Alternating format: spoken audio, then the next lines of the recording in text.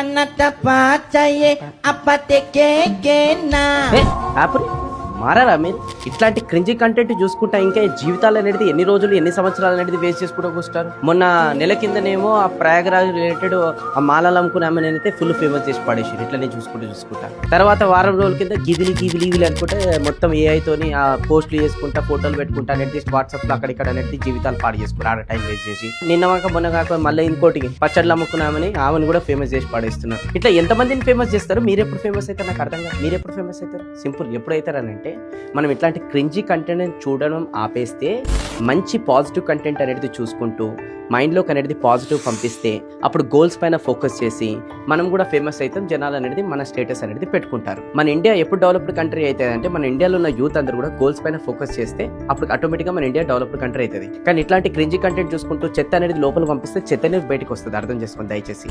ఇప్పటికైనా సరే మీ అందరికీ చెప్పేది రిక్వెస్ట్ చేసేది మై డియర్ యంగ్స్టర్స్ ప్రతి ఒక్కరికి ఏంటంటే క్రింజీ కంటెంట్ ప్లస్ ఇంకా టైం వేస్ట్ కంటెంట్ అనేది చూడడం పక్కనే పెట్టేసేసి ఈ ఏప్రిల్ మంత్ లో అండ్ మే మంత్ లో ఈ 2 months అనేది మీరు సంథింగ్ ఏదైనా స్కిల్స్ పైన ఫోకస్ చేయండి, నేర్చుకోవడం పైన. అలానే ఏదైనా ఇంటర్న్షిప్ ఫీల్ అయితే ఎక్కడికైనా జాబ్ లో వెళ్ళి మంచి అక్కడ కూడా ఏదైనా స్కిల్స్ అనేది నేర్చుకోండి. అప్పుడు జూన్ జూలైలో మీ వాల్యూ అనేది పెరుగుతుంది అండ్ వాల్యూ అనేది ఫైనాన్షియల్ విధానంగా పెరుగుతుంది, ఇక్కడ కూడా పెరుగుతుంది, సొసైటీలో కూడా పెరుగుతుంది. దయచేసి అర్థం చేసుకొని ఎవరైతే ఈ క్రింజీ కంటెంట్ సోషల్ మీడియాలో టైం వేస్ట్ చేస్తారో పొద్దున్నాక గంటలు అనేది ఇలా స్క్రోలింగ్ చేస్తారో వాళ్ళకి వీడియో అనేది షేర్ చేసి వాళ్ళ టైంని కూడా సేవ్ చేయాలని కోరుకుంటూ మీ వేణు కళ్యాణ్.